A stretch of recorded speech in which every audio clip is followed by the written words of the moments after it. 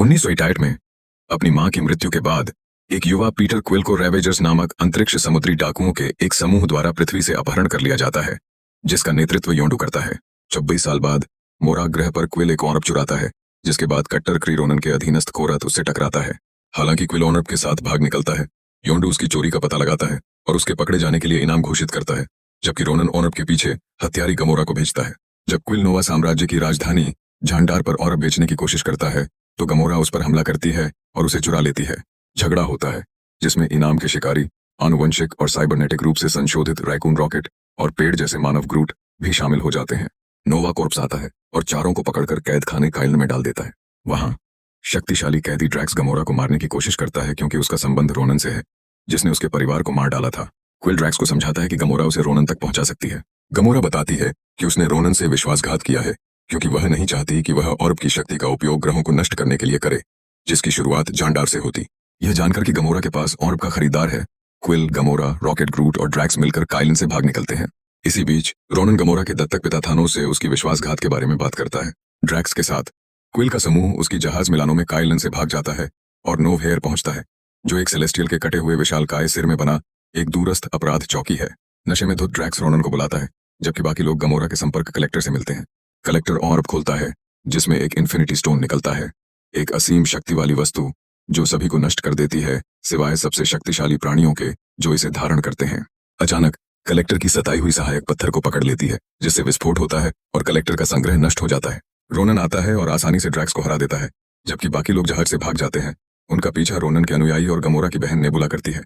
Nebula Gomorrah के जहाज को नष्ट कर देती है, जिससे वह अंतरिक्ष में तैरने लगती है और रोनन की सेना उन पर कब्जा कर लेती है। क्विल योंडू से संपर्क करता है और गमोरा के पीछे अंतरिक्ष में जाता है। उसे जिंदा रखने के लिए अपना हेलमेट दे देता है।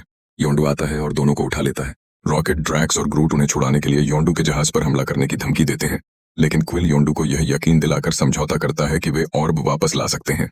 क्विल का समूह मानता है कि रोनन का सामना करना निश्चित मृत्यु है, लेकिन वे यह भी समझते हैं कि उसे इन्फिनिटी स्टोन का उपयोग करके आकाशगंगा को नष्ट नहीं करने दे सकते। रोनन के प्रमुख जहाज डार्क एस्टर पर रोनन पत्थर को अपने युद्ध हथौड़े में जड़ देता है और उसकी शक्ति प्राप्त कर लेता है।